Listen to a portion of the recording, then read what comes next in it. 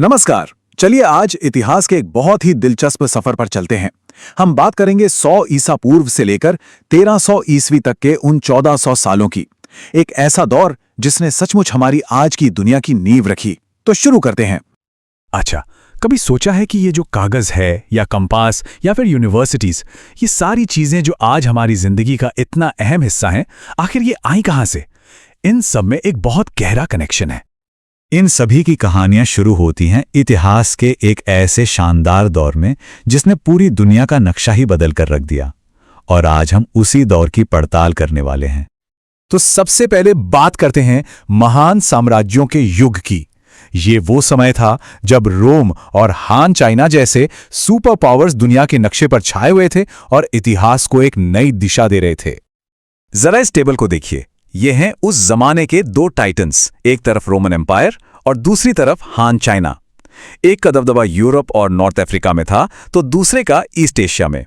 दोनों ही अपने अपने इलाकों में टेक्नोलॉजी और इनोवेशन के पावर हाउस थे, जिन्होंने अपने समय की सबसे एडवांस सभ्यताओं को जन्म दिया।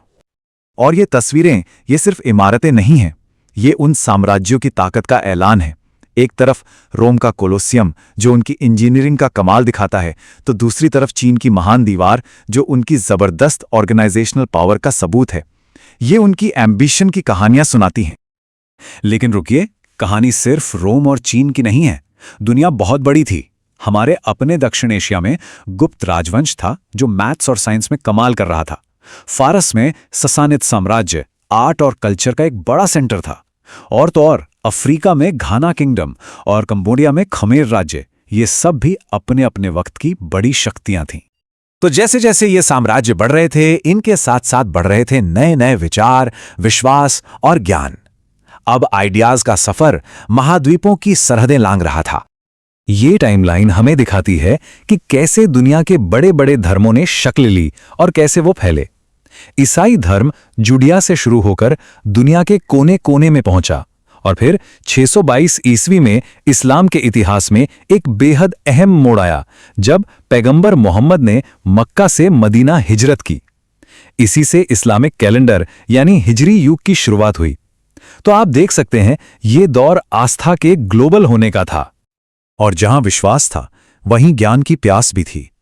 ये देखिए, ये है प्राचीन भारत का गौरव, नालंदा यूनिवर्सिटी।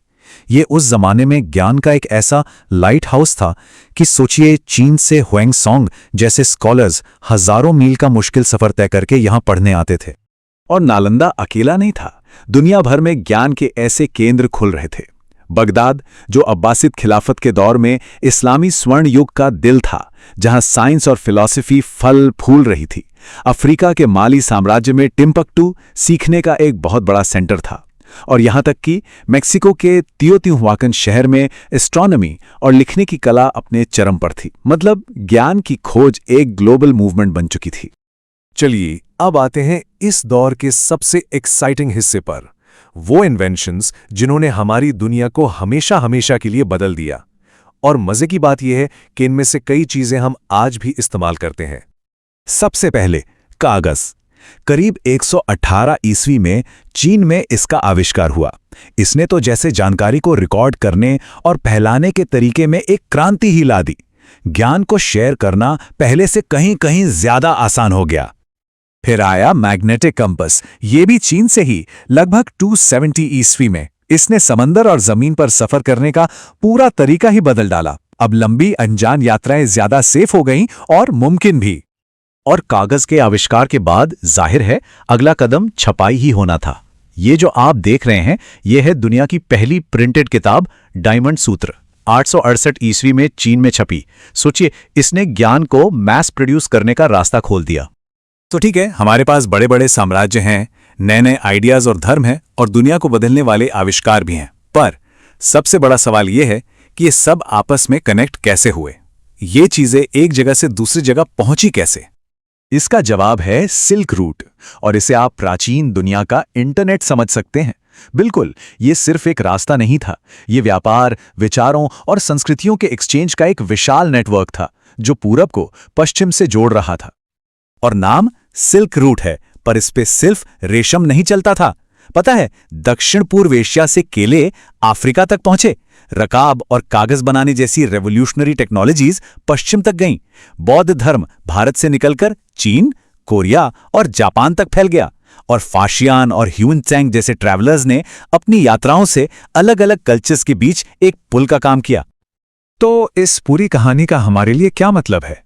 सीधी सी बात है, इस युग ने हमें वो दुनिया विरासत में दी है जिसमें हम आज जी रहे हैं। चलिए एक नजर डालते हैं कि इस दौर से हमें क्या-क्या मिला। तो अगर हम इसे संक्षेप में देखें तो ये विशाल, आपस में जुड़े हुए साम्राज्यों का युग था। ये वो समय था जब आस्था और विचार ग्लोबल हुए। इस दौर ने हमें दुनिया बदलने वाले इन्वेंशंस दिए, और सही मायने में यहीं से एक ग्लोबलाइज्ड दुनिया की सुबह हुई। अब एक सवाल सोचने के लिए, इन सभी प्राचीन बदलावों में से वो कौन सी एक चीज है जो आज हमारी जिंदगी पर सबसे गहरा असर डालती है? क्या वो कागज है जिस पर हम लिखते हैं, या कोई ऐसा विचार जिसने दुनिया को एक नया आकार दिया, या फिर ये ग्लोबल कनेक्शन की भावना? इस पर जरूर सोचिएगा। जैसे सिल्क रूट पर विचारों और चीजों का आदान प्रदान होता था, वैसे ही इस जानकारी को अपने दोस्तों के साथ लाइक और शेयर करके आगे बढ़ाया जा सकता है। और इतिहास के ऐसे ही और भी दिलचस्प सफर पर चलने के लिए पीके ट्यूटोरियल को सब्सक्राइब करके हमारी इस लर्निंग कम्युनिटी का हिस्सा बनिए।